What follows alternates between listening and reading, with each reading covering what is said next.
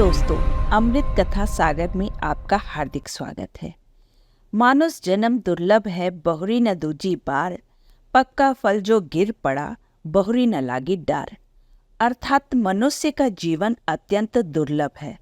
कई योनियों से गुजरने के बाद सौभाग्य से मानव का जीवन प्राप्त होता है। जिस प्रकार वृक्ष से पका हुआ फल स्वतः ही गिर जाता है और वह दोबारा वृक्ष की डार से नहीं जुड़ता है, उसी प्रकार यह मानव जीवन व्यर्थ ही नष्ट हो जाने पर दोबारा प्राप्त नहीं होता। प्रिय दोस्तों, क्या आप जानते हैं कि सबसे बड़ा पुण्य कर्म क्या है? कुछ लोग अपने जीवन में अनेक प्रकार के धार्मिक कर्मकांड जैसे जप, तप, हवन, पूजा पाठ, व्रत, उपवास आदि करते हैं। ईश्वर की भक्ति करते हैं, परोपकार करते हैं, दान करते हैं, जिससे वह कुछ पुण्य अर्जित कर सके और उनका यह मानव जीवन सार्थक हो सके। दोस्तों, इसी विषय पर आधारित है आज की कहानी, सबसे बड़ा पुण्य। एक राजा था जो बहुत बड़ा प्रजापालक था। हमेशा प्रजा के हित में ही काम करता रहता था। वह इतना कर्तव्य परायण था कि वह महल के सुख, ऐसो आराम को त्याग कर जन कल्याण में लगा रहता था। यहाँ तक कि जो मोक्ष का साधन है अर्थात भगवत भजन, उसके लिए भी वह समय नहीं निकाल पाता था।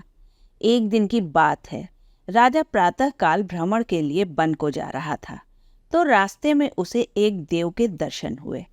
राजा ने देव को आदरपूर्वक प्रणाम किया और देव के हाथों में एक लंबी चौड़ी पुस्तक देखकर पूछा, हे महानुभाव, आप कौन हैं और ये आपके हाथ में क्या है? देव ने राजा का प्रणाम स्वीकार किया और बोले, हे राजन, मैं चित्रगुप्त हूँ और यह मेरा बही खाता है जिसमें सभी भगवत भजन करने वालों के नाम अंकित हैं। राजा ने निराशा युक्त भाव से कहा, हे महाराज, जरा देखिए तो इस बही खाते में कहीं मेरा नाम भी है या नहीं। चित्रगुप्त महाराज उस बही खाते का एक एक पृष्ठ उलटने लगे, परंतु राजा का नाम कहीं भी नजर नहीं आया। राजा ने चित्रगुप्त देव को चिंतित देखकर कहा, महाराज, आप चिंतित न हो, आपके ढूंढने में कोई भी कमी नहीं है। वास्तव में ये मेरा दुर्भाग्य है कि मैं भजन कीर्तन के लिए समय नहीं निकाल पाता हूँ, इसीलिए इस बही खाते में मेरा नाम नहीं है। उस दिन राजा के मन में आत्मग्लानि से उत्पन्न हुई, लेकिन इसके बावजूद उन्होंने इसे नजरअंदाज कर दिया और परोपकार की भावना में लगे रहे। कुछ दिन बाद राजा फिर प्रातःकाल भ्रमण के लिए निकले तो उन्हें फिर से वही देव महाराज के दर्शन हुए। इस बार भी उनके हाथ में एक पुस्तक थी, किंतु इस बार के पुस्तक के रंग और आकार में बहुत भेद था। यह पहले वाली से बहुत छोटी थी। राजा ने फिर उन्हें आदरपूर्वक प्रणाम किया और पूछा, हे महाराज, आज कौन सा बही खाता आपने अपने हाथों में लिया हुआ है?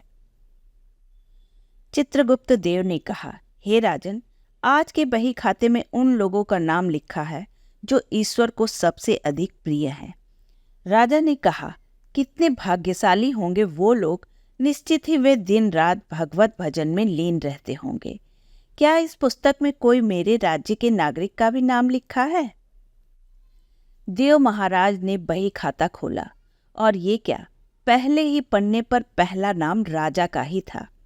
राजा ने आश्चर्यचकित होकर पूछा, महाराज, मेरा नाम इसमें कैसे लिखा हुआ है? मैं तो भजन कीर्तन नहीं करता हूँ, मंदिर भी कभी कभार ही जाता हूँ। चित्रगुप्त देव ने कहा, हे राजन, इसमें आश्चर्य की क्या बात है? जो लोग निष्काम होकर संसार की सेवा करते हैं, जो लोग संसार के उपकार में अपना जीवन अर्पण करते हैं और जो लोग मुक्ति का भी लोभ त्याग कर प्रभु की निर्मल संतानों की सहायता में अपना योगदान देते हैं, वे ईश्वर को सर्वाधिक प्रिय होते हैं। हे राजन, जो निस्वार्थ भाव से लोगों की सेवा करते हैं, वे असल में भगवान की ही पूजा करते हैं। परोपकार और निस्वार्थ सेवा किसी भी उपासना से बढ़कर है। भगवान दीन दयालु हैं, उन्हें खुशामद नहीं भाती बल्कि आचरण भाता है। सच्ची भक्ति तो यही है कि परोपकार करो, दीन दुखियों का हित साधन करो, अनाथ विधवा के साथ व निर्धन जो अत्याचारियों द्वारा सताए जाते हैं उनकी यथाशक्ति सहायता और सेवा करो। यही परम भक्ति है। राजा को आज देव के माध्यम से बहुत बड़ा ज्ञान मिल चुका था। राजा भी समझ चुके थे कि परोपकार से बड़ा कुछ भी नहीं, और जो परोपकार करते हैं वही भगवान के सबसे प्रिय होते हैं। दोस्तों, जो व्यक्ति निस्वार्थ भाव से लोगों की सेवा करने के लिए आगे आते हैं, परमात्मा हर समय उसके कल्याण के लिए उनका मार्ग सुगम करते हैं। हमारे शास्त्रों में भी कहा गया है कि परोपकाराय पुण्याय भवति, अर्थात दूसरों के लिए जीना, दूसरों की सेवा को ही पूजा समझकर कर्म करना, परोपकार के लिए अपने जीवन को सार्थक बनाना ही सबसे बड़ा पुण्य है। और जब आप भी ऐसा करेंगे तो स्वतः ही आप ईश्वर के प्रिय भक्तों में शामिल हो जाएंगे।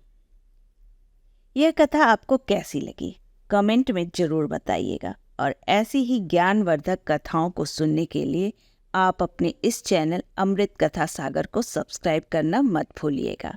धन्यवाद।